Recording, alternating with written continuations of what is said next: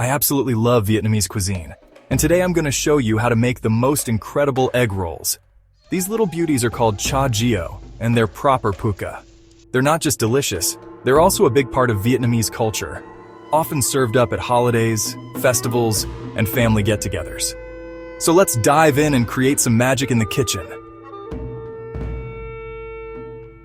Right, let's talk about the history of these beautiful little rolls.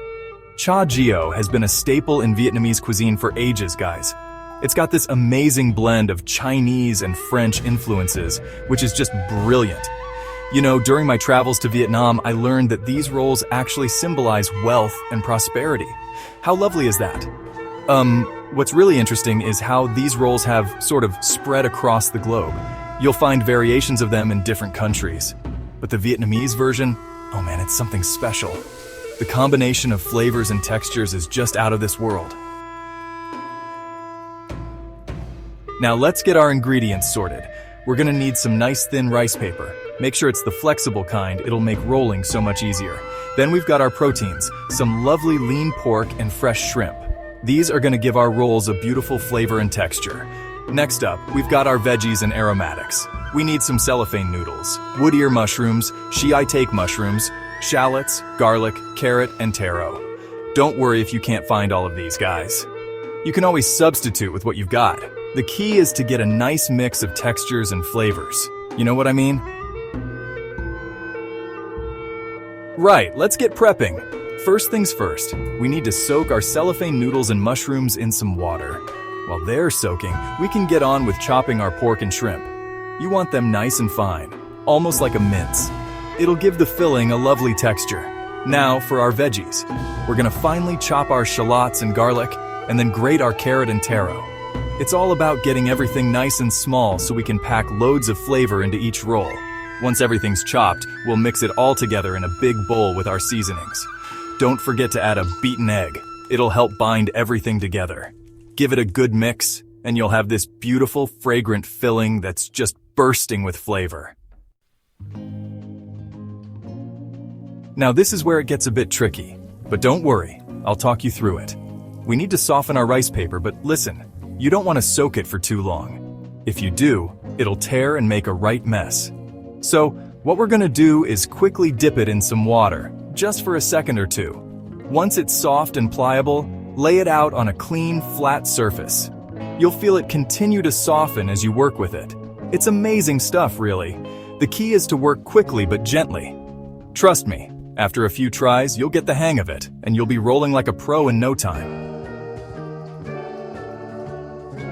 Alright guys, this is where the magic happens. We're gonna turn all these lovely ingredients into beautiful, tight little rolls. Take about a tablespoon of your filling and place it near one edge of your rice paper. Now, fold the edge over the filling, then fold in the sides, and roll it up nice and tight. The trick here is to keep it all compact. You want to feel the filling inside, but not so much that it's bursting out. It might take a bit of practice, but don't get discouraged. Even if they're not perfect, they'll still taste amazing. Just keep rolling until you've used up all your filling. And you know what? Each one will be better than the last, I promise you. Now for the fun part, frying. You want to use a deep pan with plenty of oil. Heat it up over a medium flame. You don't want it too hot, or the outside will burn before the inside's cooked. To test if it's ready, drop a small piece of bread in. If it sizzles and turns golden, you're good to go. Gently lower your rolls into the hot oil. Don't overcrowd the pan. Give them some space to swim around. Fry them until they're golden brown all over, turning them occasionally. Once they're done, lift them out and let them drain on some kitchen paper. They should be crispy on the outside and beautifully tender on the inside. The smell at this point, oh my days, it's absolutely incredible. While our rolls are cooling down a bit, let's make a proper pucca dipping sauce. We're gonna mix some fish sauce, water, lime juice, and a bit of sugar. Give it a taste and adjust it to your liking. You want a nice balance of salty, sweet, and sour. Then we'll add some minced garlic and chili for a bit of heat and extra flavor. This sauce is the perfect companion to our crispy egg rolls. It really brings out all the flavors and adds a lovely freshness. You know, it's like the yin to the egg roll's yang. They just complete each other. Now these egg rolls are absolutely delicious, but they're deep fried, so they're a bit of a treat. They're packed with protein from the meat and shrimp, and you get some good vitamins and fiber from all those lovely veggies. But if you're watching your calorie intake, you might want to enjoy them in moderation. If you're after a healthier option, you could try baking or air frying these beauties. They won't be quite as crispy, but they'll still taste fantastic. And hey, that means you can eat more of them, right? It's all about balance, guys. Treat yourself, but maybe don't have them every day, you know what I mean? And there you have it, guys. Your very own homemade Vietnamese egg rolls. Serve them up while they're still warm, with plenty of that lovely dipping sauce on the side. These are perfect for parties, family dinners, or just as a special treat for yourself. You know, food is all about bringing people together.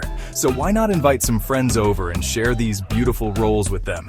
It's all about spreading the love through good food. Well, there you have it, folks. Proper Pukka Vietnamese egg rolls made right in your own kitchen. I hope you've enjoyed this little culinary adventure as much as I have. Cooking is all about having fun and sharing the love, so don't be afraid to get creative with your fillings or dipping sauces. And if you liked this recipe, don't forget to give us a thumbs up and subscribe for more delicious ideas. Until next time, happy cooking!